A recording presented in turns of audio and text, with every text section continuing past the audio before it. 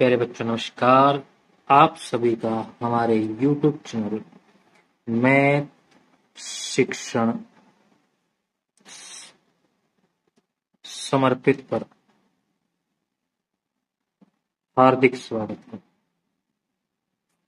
आज हम आपकी कक्षा 8वीं अध्याय 3 चतुर्भुज को समझना की आधारभूत जानकारी व उसका परिचय, उसके अंदर क्या क्या आएगा, किस प्रकार उसे हम करेंगे, इन सब बातों पर चर्चा करेंगे।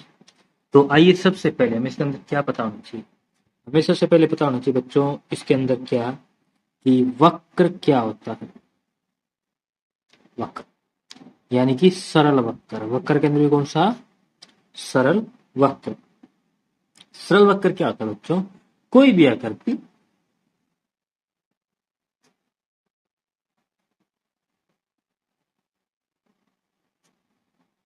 जो एक दूसरे को न काटे, यानी कि उसको इस प्रकार से बनाना सरल वक्र को हमें कि उसकी जो रेखाएं हैं वो किसी एक दूसरे को न काट रही हैं। जैसे कि मान लीजिए मैं आपको ऐसे बना देता हूं, ये क्या है? सरल वक्र है। सरल वक्र में कैसा वक्र है? खुला वक्र है। बंद वक्र है या खुला वक्र, इस पर भी निर्भर करता है। अगर आप ऐसे ऐसे बना देते हैं तो ये गया आपका बंद वक्र, ठीक है। और यदि इसको ऐसे ऐसे कर देते हैं तो ये वक्र नहीं रहेगा, क्योंकि इसने क्या किया, इसको किसी बिंदु पर काट दिया। काटना नहीं है, कहीं पर भी इसको ऐसे छोड़ दीजिए आप, ये वक्र रहेगा, ठीक है। अब इसी के साथ हमारा आता है इसके अंदर बहुभुज। बहुभुज क्या होती है? रेखाखंडों से बनी आकृति को क्या कहते हैं? बहुभुज कहते हैं। रेखाखंड क्या होता है? रेखाखंड ये होता है बच्चों हमारा क्या?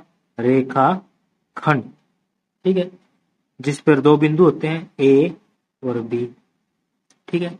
ए और बी बिंदु को मिलाने वाली रेखा को क्या कहते हैं? रेखाखंड कहते हैं, ठीक है। ये होता है बच्चों हमारा रेखाखंड। इसको हम आगे नहीं बढ़ा सकते, इतना ही रहता है। तो इसी प्रकार के रेखाखंडों से बनी आकृति क्या कहलाती है? बहुभुज। बहुभुज बनने के लिए हमारे पास कितने रेखाखंड होने चाहिए? कम से कम कितने चाहिए हमें? 3 रेखाखंड होने चाहिए। किसके लिए? बहुभुज बनाने के लिए,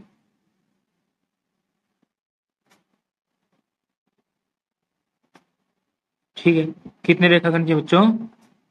3 रेखाखंड कम से कम, ठीक।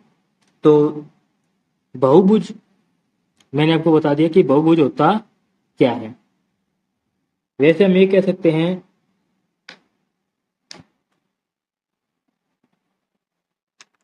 कि रेखाखंडों से बनी कोई भी आकृति क्या कहलाती है? बहुभुज कहलाती है, ठीक है। अब हम बात कर रहे हैं इसके अंदर बहुभुज भी आपके 2 प्रकार होते हैं। कितने प्रकार होते हैं बहुभुज के? 2 प्रकार होते हैं। एक होता है आपका कौन सा? उत्तल बहुभुज, और दूसरा अवतल बहुभुज। अब उत्तल बहुभुज कौन सा होता है, अवतल बहुभुज कौन सा होता है, तो इसके बारे में हम थोड़ा सा आपको जानकारी दे देते हैं। बहुभुज ये मैंने आपको बता दिया। अब आप अगर इस प्रकार की कोई आकृति बनाते हैं तो ये क्या है? बहुभुज है। इस प्रकार की यदि कोई आकृति बनाते हैं ये भी क्या है? बहुभुज है, ठीक है। और यदि आप इस तरह की कोई आकृति बनाते हैं तो ये भी क्या है? बहुभुज है। तो उत्तल बहुभुज वो होता है जिस बहुभुज का कोई भी विकर्ण क्या हो? कोई भी विकर्ण बहिर्भाग में ना हो,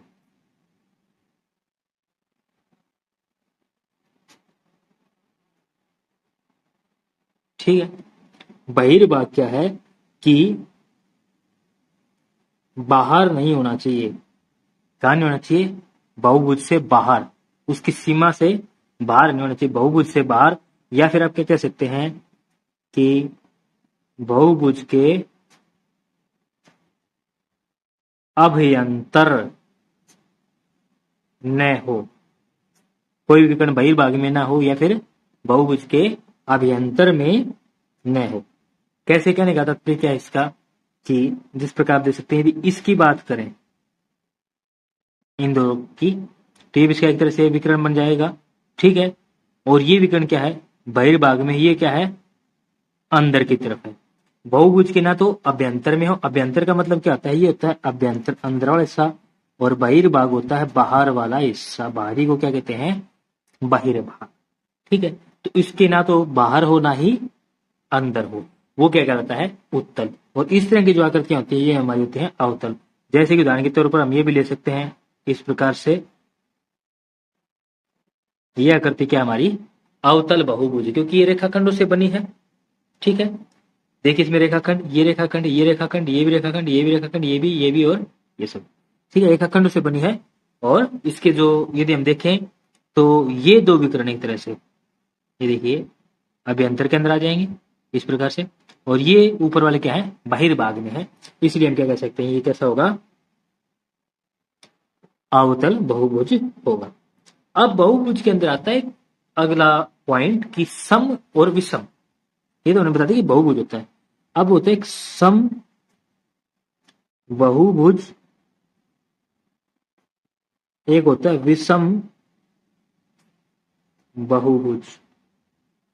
अब सम बहुभुज और विषम बहुभुज का हमें पता कैसे चलेगा कि सम कौन सा और विषम कौन सा है? हमने सबसे पहले बहुभुज तो पता कर लिया, परंतु उसमें उत्तल अवतल भी पता कर लिया।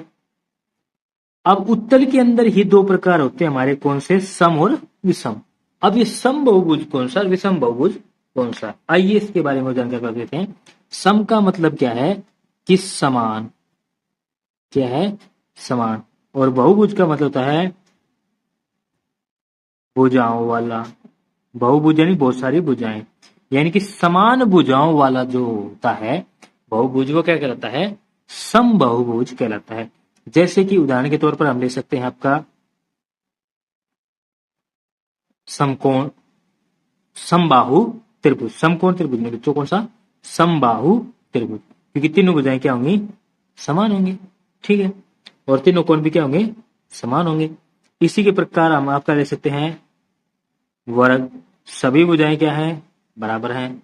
इसी प्रकार हम ले सकते हैं आपका पंचभुज। सभी भुजाएं क्या होंगी? बराबर। और सभी कोण भी क्या होंगे? बराबर। इसी प्रकार षटभुज, सप्तभुज, अष्टभुज, नवभुज, दशभुज, ये ले सकते हैं। इसी प्रकार विषम बहुभुज कैसा होगा? विषम बहुभुज में आपका जाएगा इसका विपरीत वर्ग क्या आता है? आयत, समांतर चतुर्भुज या फिर समचतुर्भुज। समचतुर्भुज तो नहीं आएगा, समचतुर्भुज क्या जाता है? समान उदाहरण जाता है। तो क्या जाएगा इसके अंदर? आपका आ जाएगा आयत आ जाएगा, समकोण त्रिभुज आ जाएगा, या फिर आपका विषम बाहु त्रिभुज आ जाएगा, और आपका कोई भी बहुभुज किसी भी जितनी भी भुजाओं वाला होगा वो आ जाएगा। ठीक है, ये सभी इसके अंदर आ जाएंगे। अब तक हमने जाना बच्चों बहुभुज, बहुभुज के प्रकार, उत्तल, अवतल और सम बहुभुज, विषम बहुभुज के बारे में हमने समझा। अब हम इसके बारे में आगे जानकारी प्राप्त करते हैं।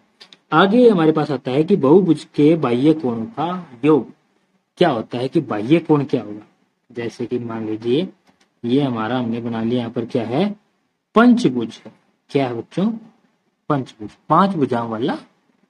ए बी पहली भुजा, बी से सी दूसरी भुजा, सी से डी तीसरी भुजा, और डी से ई चौथी भुजा, और ई से ए पांचवी भुजा। पांच भुजा होगी हमारे पास।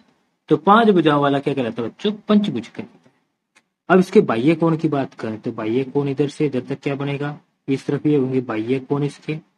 इसी तरह यहाँ से यहाँ जो कोण बनेगा क्या होगा? बाह्य कोण। यहाँ से इस पर जो कोण बनेगा वो बाह्य कोण। यहाँ से इस पर जो कोण बनेगा वो इसका बाह्य कोण। तो इन सभी बाह्य कोणों का माप कितना होता है? तो ये आपका जो गुण है आपको याद भी रखना है आपके गणित के अंदर, इसमें महत्वपूर्ण है। क्या क्या लिखेंगे? किसी भी बहुभुज के बाह्य कोणों का योग 360 डिग्री होता है। कितना तो बच्चों? 360 डिग्री। कितना? 360। ठीक है, इसके अंदर चाहे आपकी कितनी भुजाएं हो, चाहे आपकी 15 भुजा हो, चाहे 20 हो, चाहे 25 हो, चाहे 30 हो, चाहे 35 से 40, कितनी भी हो, बाह्य कोणों का योग कितना होगा? 360। आंतरिक कोण नहीं कही इसने क्या कहा? बाहरी कोणों का योग कितना होगा? 360 होगा। ठीक है, ये हमारी सबसे महत्वपूर्ण बात जो हमें इसके अंदर जाननी जरूरी थी। इसके बाद हमारा आगे आता है चतुर्भुज। क्या आता है? चतुर्भुज। चतुर्भुज क्या होता है बच्चों? चार भुजाएं। चतुर्भुज मतलब चतुर्भुज, ना से बता, चतुर्भुज मतलब चार भुजा। तो चार भुजाओं से बनी कैसी आकृति?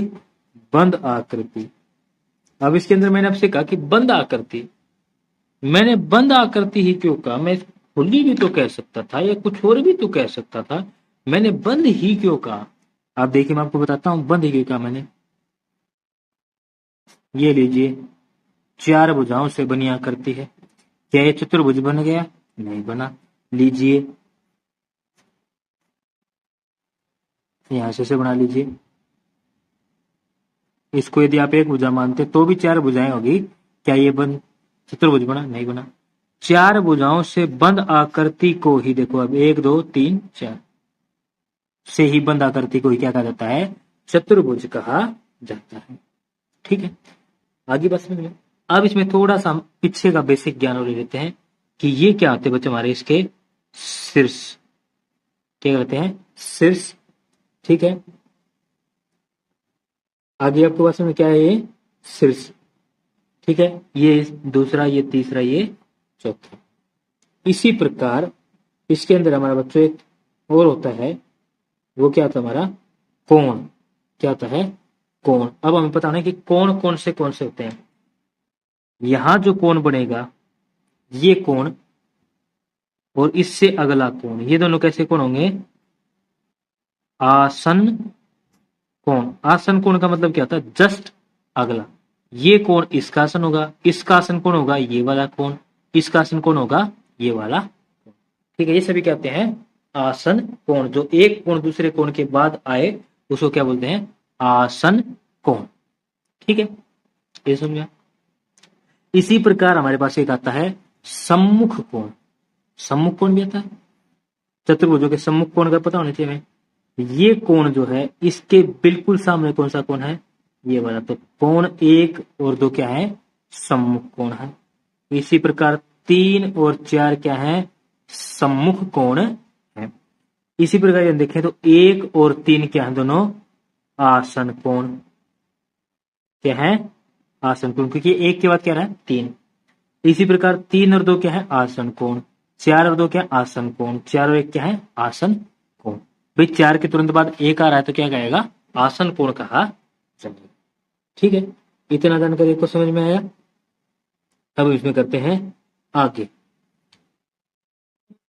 अब इसमें आगे आता है बच्चों हमारा चतुर्भुज के प्रकार। चतुर्भुज के प्रकार कौन से होते हैं?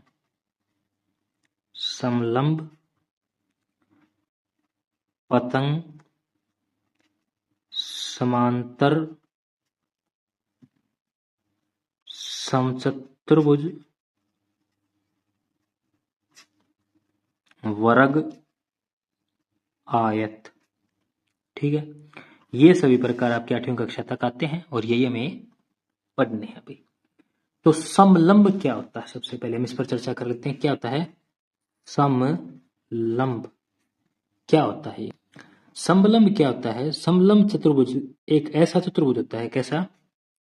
एक ऐसा चतुर्भुज जिसमें क्या होगा? भुजाओं का एक युग्म क्या होगा? समांतर होगा। कहने का मतलब क्या है कि 4 भुजाएं हमारे पास, इन 4 भुजाओं में से कोई 2 भुजा, कोई भी आपकी 2 भुजा क्या होंगी? समांतर होंगी। तो देखिए, जैसे कि मैं आपको कुछ करके देखिए उदाहरण बताता हूं। ये इस तरह से ये और ये भुजा देखिए, क्या ये भुजा इसकी जैसे दिख रही है? नहीं है। ये सीधी है, टेढ़ी है। लेकिन ये भुजा भी सीधी है, ये भुजा भी सीधी है, तो ये क्या कहलाएंगी? समांतर। यदि भुजा एक जैसी ही दिख रही है, ऐसे ये भुजा ये भी ऐसे है, तो क्या होगी? समांतर। ये भुजा ऐसे, ये भुजा ऐसे है, तो समांतर नहीं है। ठीक है, समझ में आ गया समांतर क्या होता है? तो इसी प्रकार हम कुछ उदाहरण ले लेते हैं इसके, और यानी कि असमांतर के। यदि मैं इसको ऐसे बना दूं तो ये समलंब नहीं है क्योंकि इसमें कोई भी भुजा क्या है, समांतर नहीं है। ठीक है, तो इसी प्रकार कुछ समांतर की ओर बढ़ाएं तो आप ऐसे उदाहरण भी ले सकते हैं। इसमें क्या है, ये वाली भुजाएं क्या है, समांतर है, तो क्या है, समलंब है। ठीक है, आपको समलंब समझ में आ गया। अब हम चर्चा करते हैं आपके पतंग पर। किस पर करते हैं, पतंग पर। पतंग क्या होता है, अब आता है बच्चों हमारा क्या, पतंग। पतंग क्या है, एक विशेष प्रकार का चतुर्भुज है जिसके अंदर क्या होगा,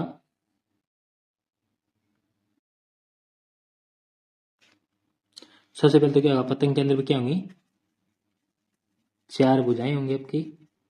ठीक है, ऐसा तो है नहीं कि 3 भुजाएं बना के आप पतंग बना सकते हो, नहीं, पतंग के अंदर क्या होंगी, 4 भुजाएं होंगी। और पतंग क्या होगा, 4 भुजाएं होंगी। और 4 भुजाएं के पश्चात क्या करा है, इसमें अलग अलग क्या है, अलग अलग आसन भुजाएं, आसन भुजाएं क्या होंगी, लंबाई में बराबर होंगी। ठीक है, कोई भी यानी कि अलग अलग 2 आसन भुजाएं जो होंगी, जो क्या है कि क्या होंगी, लंबाई में बराबर होंगी। कैसे होंगी देखिए, आपको करते देखिए समझाता हूं मैं। जैसे कि ये है इस प्रकार, तो ए बी के आसन भुजागुण है ए सी, तो ए बी और ए सी क्या है, बराबर है। इसी प्रकार बी डी के आसन भुजा, आसन का मतलब उससे जस्ट अगली, डी सी क्या है, ये दोनों बराबर है। यदि हम देखें तो ए बी और बी डी तो बराबर नहीं है, परंतु ए बी और ए सी बराबर है, तो इसलिए क्या है, करती एक पतंग है। ठीक बच्चों, ये होता है हमारा क्या, पतंग। अब हम आगे आते हैं आपके समांतर चतुर्भुज पर। समांतर चतुर्भुज क्या होता है, समांतर चतुर्भुज नाम से ही पता चल रहा है कि क्या होगा, 4 भुजाओं का होगा। समांतर यानी कोई भुजा तो समांतर मिलेंगी ही मिलेंगी। इस प्रकार से आपकी कोई आकृति हो तो ये क्या कहलाती है, समांतर चतुर्भुज। क्या होगा समांतर चतुर्भुज के अंदर, जैसे कि ए बी की आसन भुजा कोण है BC, BC की आसन भुजा कोण है CD, CD की आसन भुजा कोण है DA। कोई 2 आसन भुजाओं का युग्म क्या होगा, समांतर होगा। जैसे कि ए बी समांतर किसके है, ए बी किसके जैसे दिख रही है, CD के जैसे दिख रही है। AD किसके जैसे दिख रही है, BC के, तो AD समांतर हो गया आपके BC के।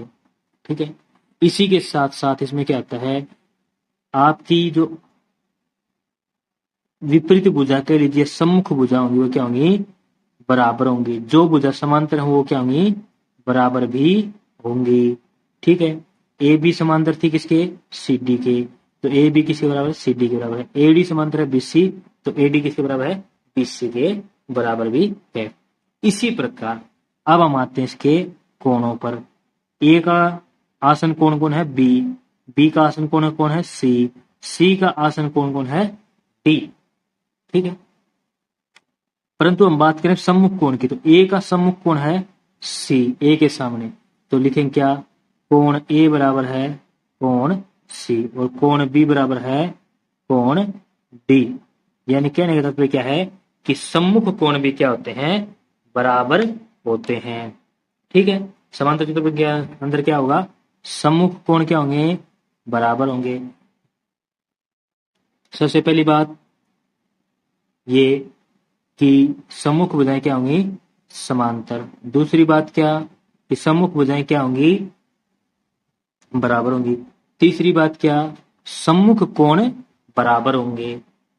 ठीक है, चौथी बात क्या है, आसन कोणों का योग कितना होगा, एक आसन कोण कौन है बी, कितना होगा 180 डिग्री, और सभी कोणों का योग कितना होगा, ये होगा आपका कितना 360 डिग्री। ठीक है, अब मैं इनको लिख के बता देता हूं आपको, ऐसे समझ नहीं आ रहा होगा आपको, भाई इनको लिख लेते हैं। क्या, नंबर 1, समांतर चतुर्भुज की सम्मुख भुजा समांतर होती हैं। समांतर चतुर्भुज की सम्मुख भुजा समांतर व बराबर होती हैं। दोनों को एक बार में लिख देते हैं, कहते हैं समांतर के साथ साथ कहते हैं बराबर भी होते हैं। ठीक है। दूसरी बात क्या है, समांतर चतुर्भुज के सम्मुख कोण बराबर होते हैं। समांतर चतुर्भुज के सम्मुख कोण बराबर होते हैं। ठीक है। तीसरी बात क्या, आसन कोणों का योग कितना होता है 180 लिखेंगे। समांतर चतुर्भुज के आसन कोणों का योग 180 डिग्री होता है। ठीक है। इसी के साथ इसमें अगला पॉइंट है, पॉइंट नंबर 4। वो क्या है, इसके विकर्ण पर। विकर्ण से पहले हम इसको दोबारा जान लेते हैं। क्या समांतर चतुर्भुज के आसन कोणों का योग 180 होता है, या क्या लिखेंगे, समांतर चतुर्भुज के आसन कोण क्या होते हैं, समपूरक होते हैं। क्या होते हैं, समपूरक होते हैं। ठीक है। अब हम कर लेते हैं इसके विकर्णों की बात। तो सबसे पहली बात तो क्या है कि समांतर चतुर्भुज के विकर्ण क्या होते हैं, एक दूसरे को समद्विभाजित करते हैं। तो लिख लेते हैं इसको, क्या समांतर चतुर्भुज के विकर्ण एक दूसरे को समद्विभाजित करते हैं।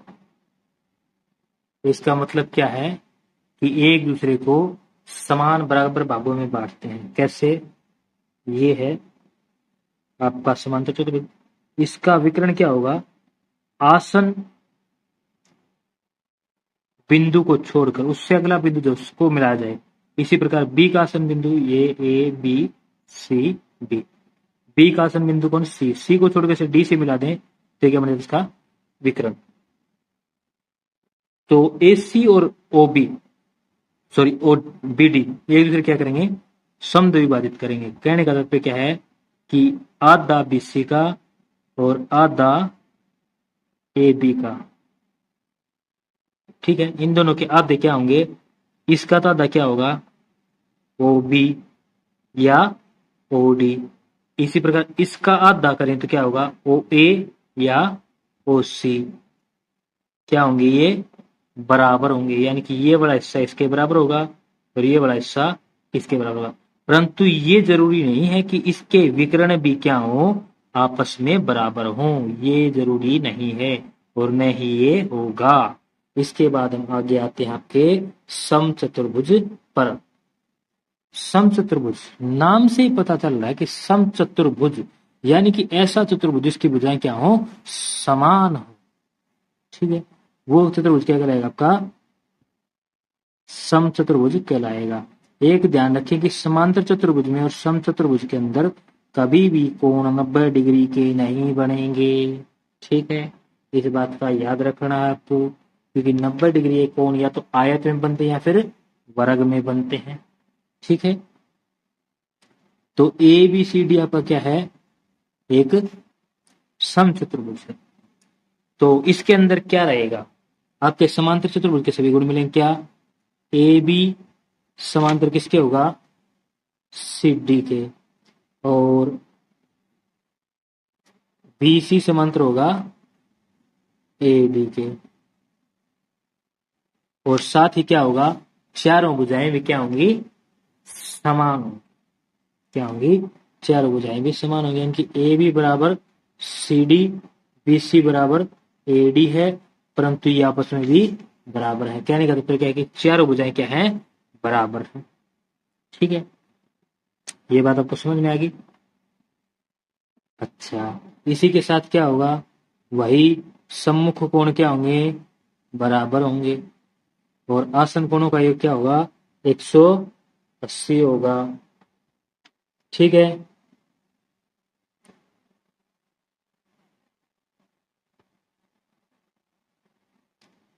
और इसके भी क्या करेंगे, विकर्ण एक दूसरे को समद्विभाजित करेंगे। तो आइए इनको हम लिख लेते हैं।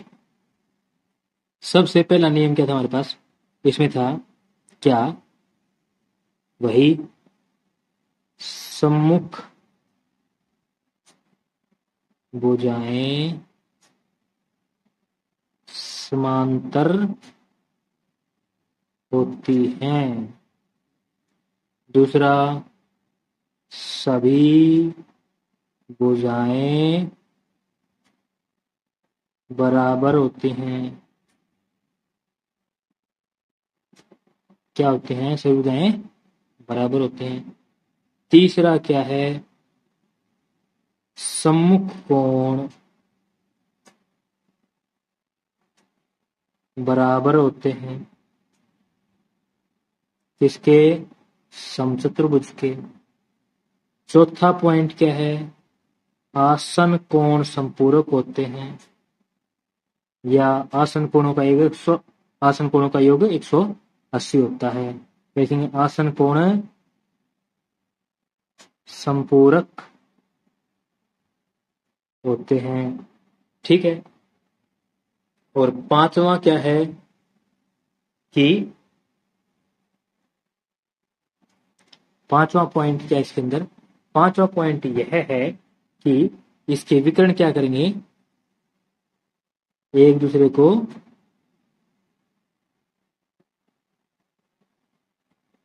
समद्विभाजित तो करेंगे, परंतु क्या करेंगे, लंब समद्विभाजित होते हैं। कहने तात्पर्य क्या है, एक दूसरे को समद्विभाजित तो करते हैं। जैसे कि मैं आपको यहाँ पर बना के समझाता हूं कि ये वाला और ये वाला विकर्ण ए बी सी डी, यानी कि आपका क्या होगा, या मान ले ओ ए बराबर ओ सी, और ओ बी बराबर ओ डी तो होगा ही होगा, परंतु साथ में क्या होगा, यहाँ पर ये जो कोण बनता है ये कितना होगा, 90 90 90 और 90 डिग्री का होगा। ठीक है, क्या होगा, ये कोण 90 डिग्री का होगा। ठीक है, और इसी के साथ इसके भी विकर्ण क्या है, आपस में बराबर नहीं होते हैं। अब हम चर्चा करते हैं इसकी आयत की। आयत क्या होता है बच्चों, आयत एक तरह का समांतर चतुर्भुज होता है, परंतु क्या है कि उसमें सभी कोण क्या होंगे, 90 डिग्री के। आयत के अंदर चतुर्भुज के सभी गुण होते हैं। आइए मैं आपको पैसा समझा देता हूं। क्या होगा, सम्मुख भुजाएं क्या होंगी, बराबर भी होंगी और समांतर भी होंगी। उसी प्रकार सम्मुख कोण क्या होंगे, बराबर होंगे। ठीक है, आसन कोणों का योग, आसन कोण संपूरक होंगे। तीसरा, प्रत्येक कोण कितना होगा, 90 डिग्री का होगा। ठीक है, और विकर्णों के माप क्या होंगी, बराबर होंगी, और विकर्ण से क्या करेंगे, समद्विभाजित भी करेंगे, परंतु लंब समद्विभाजित नहीं करेंगे। तो आइए इसके गुणों को हम लिख लेते हैं ताकि मैं अच्छे से समझ में आ जाए। तो सबसे पहले लिखेंगे, सम्मुख भुजाएं बराबर व समांतर होती हैं, बराबर भी होंगे और समांतर भी होंगे। दूसरा गुण क्या कहता है, दूसरा गुण यह कहता है क्या कि आपका सम्मुख कोण बराबर होते हैं। ठीक है। तीसरा क्या है, आसन कोण, या तो क्या दिया आसन कोणों का योग क्या होगा 180 डिग्री, या फिर क्या कहेंगे आसन कोण संपूरक होते हैं। क्या होते हैं, संपूरक होते हैं। चौथा पॉइंट क्या कहेंगे, चौथे पॉइंट में कहेंगे विकर्ण एक दूसरे को समद्विभाजित करते हैं।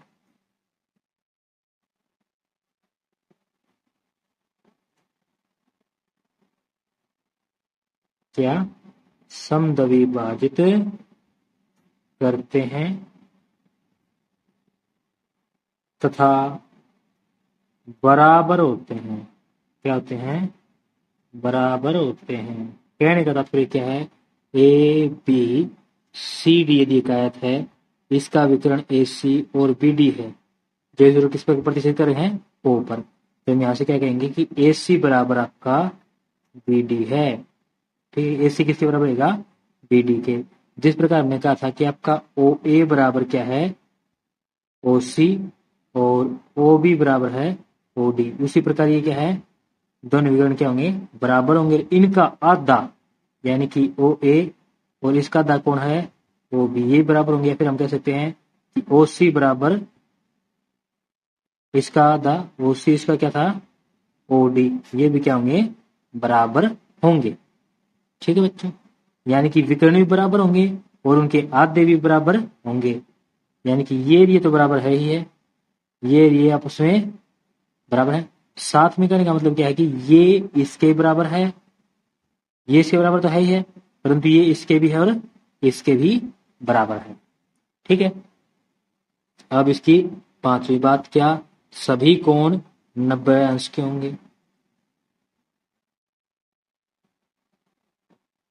होते हैं, होंगे नहीं, होते हैं।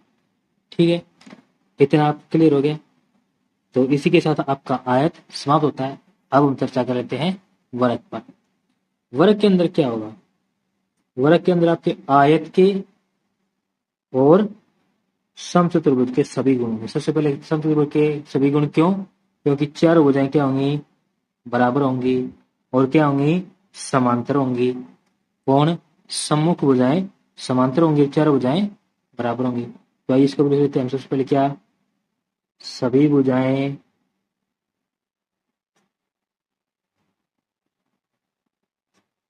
बराबर होती हैं। दूसरा, सम्मुख भुजाएं समांतर होती हैं। तीसरा, सम्मुख कोण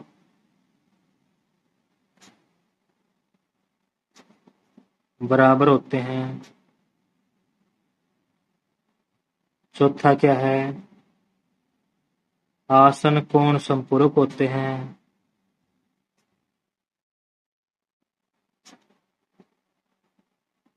आसन कोण कहते हैं, संपूरक होते हैं। पांचवा क्या है कि आपका सभी कोण, पांचवा क्या होगा, विकर्ण क्या होंगे, बराबर होते हैं। ये किसका पॉइंट, आपका आयत का। और समांतर चतुर्भुज में समचतुर्भुज में क्या क्या था, बराबर होते हैं तथा एक दूसरे को क्या करते हैं, लंब समद्ध विभाजित करते हैं। क्या करते हैं, लंब सम द्विभाजित करते हैं।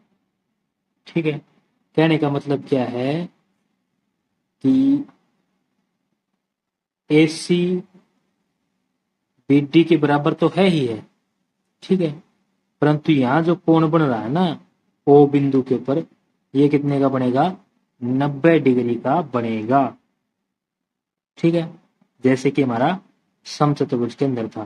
कहने का तात्पर्य क्या है कि AC बराबर BD, बिल्कुल आयत की तरह। उसी प्रकार आपका OC बराबर आपका ओ डी कह सकते हैं, ओ ए बराबर है आपका ओ बी कह सकते हैं, या फिर हम ओ ए को आपके ओ सी के बराबर भी कह सकते हैं, इसके बराबर भी कह सकते हैं, इसके बराबर भी कह सकते हैं, जिसका मन करे उसके बराबर हम इन्हें कह सकते हैं। और साथ में यहाँ जो कोण बनेगा कितने का होगा, 90 डिग्री का होगा। और साथ में इसके अंदर विकर्ण का 5 गुण होने के पश्चात छठा गुण क्या होगा कि इसके सभी कोण कितने हैं, 90 डिग्री के होते हैं। चलिए इसको लिख लेते हैं। इसी के साथ हमारा क्या है, वर्ग भी समाप्त हो जाएगा। सभी कोण क्या है, 90 डिग्री के होते हैं। अब हम चर्चा करते हैं पतंग के गुणों पर। किस पर, पतंग के गुणों पर। हमने पतंग के गुणों में ये तो पढ़ लिया था कि पतंग क्या होगा, इसके जो कोई भी दो आसन भुजा क्या होंगी, बराबर होंगे एक दूसरे के। जैसे कि बी डी बराबर है सी डी, ए बी बराबर है ए सी। इसी के साथ हमने ये नहीं देखा कि जब ये बराबर है तो इनके सम्मुख कोण भी क्या होंगे, कोण बी बराबर है कोण सी। परंतु जरूरी नहीं है कि कोण ए बराबर कोण डी हो, कोई भी दो कोण एक दूसरे के बराबर हो सकते हैं। यदि ये बराबर थे ये वाले नहीं होंगे, ठीक है। दूसरा, इसमें भी क्या होते हैं, इसके जो विकर्ण होते हैं, क्या विकर्ण, ये क्या करते हैं, एक दूसरे को लंब होते हैं, क्या कहते हैं, एक दूसरे के ऊपर लंब बनाते हैं, लंब समद्विभाजित क्या कहते हैं, एक दूसरे पर 90 डिग्री का कोण बनाते हैं। जहां काटते हैं वो बिंदु कितने का होगा, 90 डिग्री का होगा, ठीक है। और एक दूसरे को समद्विभाजित भी करते हैं, समान भागों में भी बांटते हैं।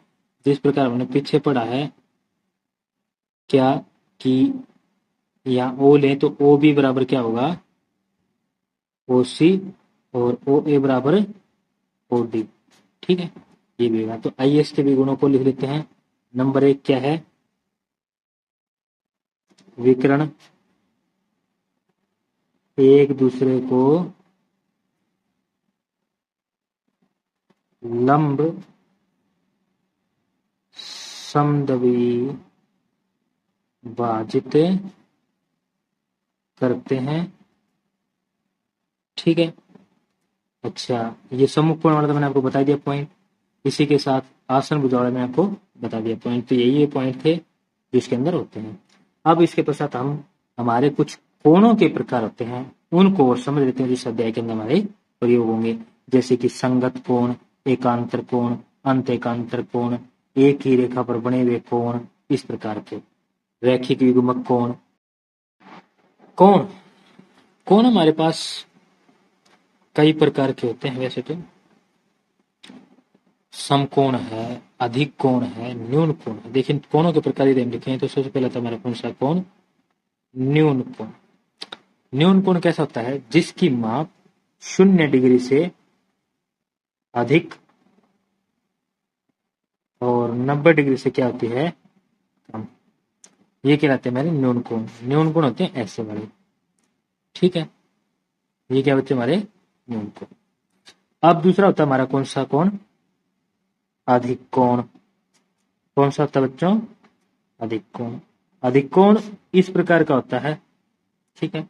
यानी कि जो क्या होगा, 90 से अधिक, 180 से कम, ठीक है। ये क्या लगते हैं, अधिक कोण। इसी प्रकार होता है हमारा एक समकोण, जिसका क्या होगा, कोण की माप क्या होगी, जो 90 के बराबर होता है वो क्या कहलाता है, समकोण, ठीक है। अब इसी प्रकार हमारा एक होता है पूरक कोण युग्म, और दूसरा होता है संपूरक कोण युग्म। अब पूरक और संपूरक में क्या अंतर है। पूरक कोण युग्म तो होता है जिनके दो कोणों का योग क्या होता है, 90 डिग्री। यानी कि ए और बी दो कोण है, उनका योग कितना होगा, 90। यदि हमारे पास ए और बी दो कोण है और उनका योग 180 है तो क्या कहलाता है, संपूरक कहलाता है। इसी प्रकार हमारे पास एक होता है कौन सा कोण, प्रतिवर्ती कोण। प्रतिवर्ती कोण क्या होता है, इस तरफ ये जो कोण है, इस कोण का विपरीत जो कोण होता है ये वाला, ये क्या कहलाता है? प्रतिवर्ती कोण। परंतु हमारे इन कोणों में से किसी प्रकार का कोण इस अध्याय के अंदर बहुत ही कम काम आने वाला है। इस अध्याय के अंदर जो काम आने वाले कोण हैं, हम उन कोणों की चर्चा कर लेते हैं। जैसे कि सबसे पहले हमारा काम आएगा कौन सा? रैखिक युग्म। ठीक है, कौन सा? रैखिक युग्म। रैखिक युग्म का मतलब क्या है? एक रेखा पर बने हुए दो आसन कोण। आसन किस तरह है? एक कोण तो मान लीजिए BOA है और एक कोण क्या है? COA है। तो ये दोनों कोण क्या है? एक दूसरे के आसन कोण है। और इन कोणों का योग कितना होता है? 180 डिग्री होता है। ये क्या कहलाते हैं? हमारे आसन कोण। ठीक है। दूसरा हमारा आता है, यदि हमारे पास क्या है, ये कौन सी रेखा होती है? प्रतिच्छेदी रेखा। ठीक है, हमारे पास प्रतिच्छेदी रेखा बनी तो इस रेखा के एक कोण तो इस तरफ बनता है, एक इस तरफ। इसी प्रकार एक कोण इस तरफ बनता है, एक इस तरफ। इसको कोण 1, इसको 2, इसको 3, इसको 4 कह दें तो यहां से क्या जाएगा? कोण 1 बराबर है कोण 2 और कोण 3 बराबर है कोण 4। कारण क्या है? ऊर्ध्वाधर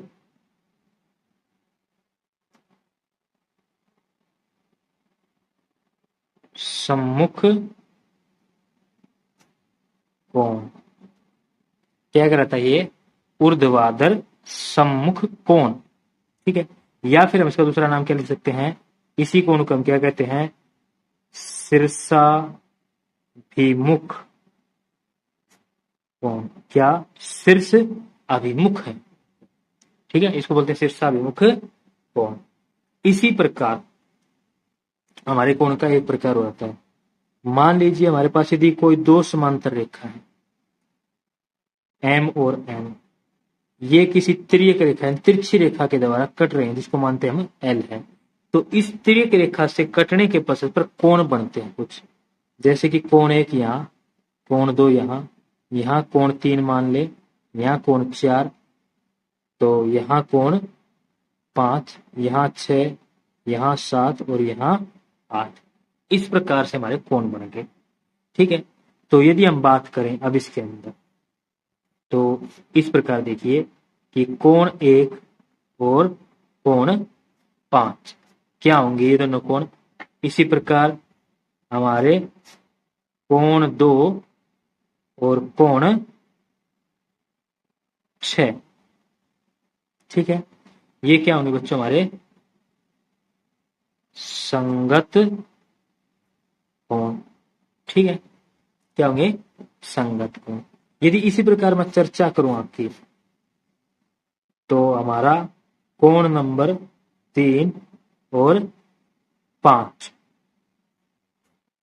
इसी प्रकार कोण 4 और 7, ये क्या कहलाएंगे? हमारे अंत एकांतर कोण। ठीक है, ये भी हमारे कोण का क्या एक प्रकार है। इसी प्रकार 6 और 8 क्या होंगे? शीर्षाभिमुख कोण होंगे। परंतु इन कोणों को संगत कोण जो है और अंत एकांतर कोण जो है, इनको समझ पाना बड़ा ही कठिन काम होता है कि कहाँ कौन सा कोण बन रहा है, कहाँ कौन सा कोण नहीं बन रहा है। तो इसको समझने के लिए मैं आपके लिए ट्रिक लेके आया हूँ, बहुत ही इजी ट्रिक है, उससे हम इनको समझते हैं। तो सबसे पहले हम ट्रिक को इस्तेमाल करेंगे इसके लिए, संगत कोण के लिए। ठीक है, संगत कोण के लिए हम क्या करेंगे? यदि हमें कहीं पर भी F बनता हुआ नजर आ रहा है, क्या है? इस ऊपरी हिस्से को मिटा दें तो हमारा क्या बन गया बच्चों? F। तो यदि हम ध्यान से देखें तो हमारा कोण यहां पर कौन था? 1, यहां पर कौन था? 5। तो 1 और 5 क्या हो जाएंगे? 1 और 5। यदि इसको इस तरह देखें तो उल्टा F बना हुआ है, देखो ये F है, इस तरह से हो गया, उल्टा F बन गया। नीचे वाले से तो जरूरत ही नहीं हमें, क्योंकि 1 और 5 उल्टा है। क्योंकि जब इस प्रकार घुमा देंगे, ये देखिए आपके लिए, इसको ऐसे करते हुए ये ऐसे ले आए तो ये हमारा क्या हो गया? F उल्टा बन गया है। सीधा ऐसे होता है, ये क्या होगा, इसका उल्टा है, बन गया। तो क्या कराएंगे, संगत कोण। इसी प्रकार यदि हम देखें ध्यान से तो हमारे कौन कौन था इस प्रकार से, यूं जो एफ, ये भी उल्टा एफ हो गया। ये इसमें क्या था हमारे पास, यहाँ पर कौन सा कौन था, 3 और कोण 7, ये क्या है, संगत कोण। ठीक है, आपके लिए मैं चित्र दोबारा बनाता हूँ कि समझ में आ जाए आपको। इस प्रकार में चित्र था 1 2 3 4 5 6 7 और 8, इस प्रकार मैंने आपके लिए कोण बनाए थे। ठीक है, तो मैंने अब बारी बारी इनको उठाया है। मैंने इस तरफ का एफ उठाया, पहले इस तरफ का एफ उठाया, अब हम इस तरफ का एफ लेते हैं। इस एफ से क्या बन रहा है, ये जो एफ है यहाँ पर कौन सा कोण है, 4, यहाँ पर कौन सा कोण है 8। तो इसी प्रकार क्या है, 4 और 8 भी क्या है, संगत कोण है। ठीक है, तुम्हारे पास एफ की 4 शेप बनती है। एक तो देखो हम एफ को ऐसे लिख सकते हैं, एक इसका उल्टा ऐसे लिख सकते हैं। अब इसका उल्टा क्या होगा, इसका उल्टा होगा इस प्रकार, और इसका उल्टा क्या होगा, इस प्रकार।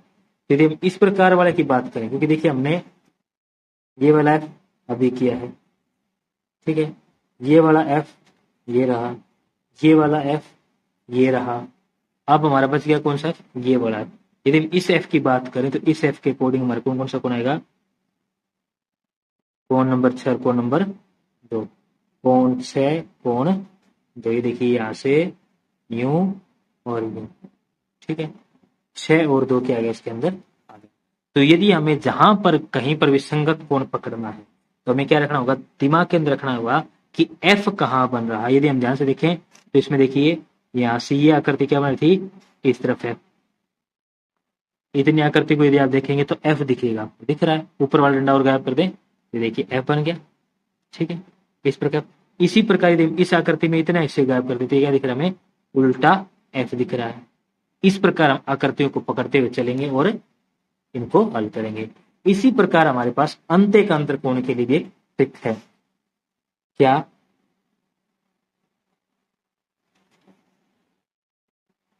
अंत्य एकांतर कोण। यदि हमें देखना हो कि अंत्य एकांतर कोण किस तरह दिखेंगे तो हमें क्या दिमाग में रखना होगा, जेड की शेप को ध्यान में रखना होगा।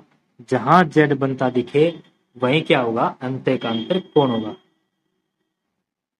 ठीक है, और जेड की उल्टी शेप कैसे होगी,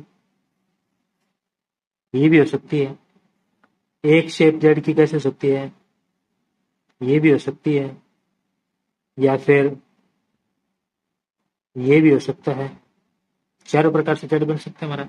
अब इस जेड शेप के अनुसार हम कोणों को देखते हुए चलें। हमारे जो हमने कोण बनाए थे, देखिए इस प्रकार बना था मैंने आपके लिए, इसी प्रकार था ना चित्रण। तो यहाँ पर हमारे कौन कौन था, 1 2 3 4 5 6 7 और 8, इस प्रकार था। यदि हम इस चित्र को ध्यान से देखें तो ये देखिए ये ऐसे बन रहा है, यहाँ कोण 4 है, यहाँ कोण 6 है, ये वाला ऐसा लिया मैंने। अब इस हिस्से को लेकर चलूं तो यहाँ कोण कौन है 3, यहाँ कोण है 5। अब मैंने आपके लिए एक हिस्सा और बना था, कौन सा, यूं वाला। अगर इस हिस्से की बात करें तो ऐसा तो इसमें कुछ है ही नहीं हमारे पास। ठीक है, नहीं तो हम इस तरीके से आपको कोण दिखा सकते थे, और कभी कभी ऐसा बन जाता है तो इस तरीके के कोण भी आ सकते हैं। तो हमें ध्यान रखना कि अंत्य एकांतर कोण कैसे बनेंगे, जेड शेप द्वारा हमारा अंत्य एकांतर कोण मिलेगा। दूसरी बात हमें क्या याद रखनी है कि ये जो तिर्यक रेखा के एक ही ओर बने हुए कोण है, क्या है, लिखेंगे तिर्यक रेखा के एक ही ओर बने कोणों का युग्म, कहेंगे तिर्यक रेखा के एक ही ओर बने कोणों का युग्म क्या होगा, संपूरक होता है। ये हमें याद रखना है। यानी कि ये जो तिर्यक रेखा इस प्रकार से बन रही है एल टाइप में, देखिए ये जो है इस प्रकार से यदि कोई कोण बन रहे हैं आपके तो वो क्या होंगे, संपूरक होंगे। ठीक है, चाहे वो आपको ऐसे बनते हुए दिखे, ठीक, चाहे इधर से देखें तो क्या है 4 और 5, इस तरफ से देखेंगे तो आपको 4 और 5 दिख रहा है, और इस तरफ से देखेंगे तो 3 और 6 दिख रहा है। ये क्या होंगे? समपूरक। कहने का तात्पर्य क्या है कि कोण 3 जमा कोण 1 बराबर क्या होगा? 180 डिग्री। इसी प्रकार कोण 4 जमा कोण 5 क्या होगा? 180 डिग्री। ठीक है बच्चों, तो इसी के साथ हमारा जितने भी कोण इस अध्याय के अंदर हम प्रयोग करेंगे उनके बारे में मैंने आपको बता दिया है, तरीका भी मैंने आपको बता दिया है। इसी के साथ आपका हमारा ये वीडियो समाप्त होता है, और आपके अध्याय 3 का जितने भी आधारभूत जानकारी और परिचय था वो भी समाप्त होता है। आशा करते हैं कि आपको हमारा वीडियो अच्छा लगा, और यदि आपको हमारा वीडियो अच्छा लगा है तो हमारे वीडियो को लाइक करें। यदि आपने हमारे चैनल को अब तक सब्सक्राइब नहीं किया है तो हमारे चैनल को सब्सक्राइब करें, और अपने सभी फ्रेंड्स के साथ शेयर करें, वे बेल आइकन को दबाना ना भूलें। धन्यवाद।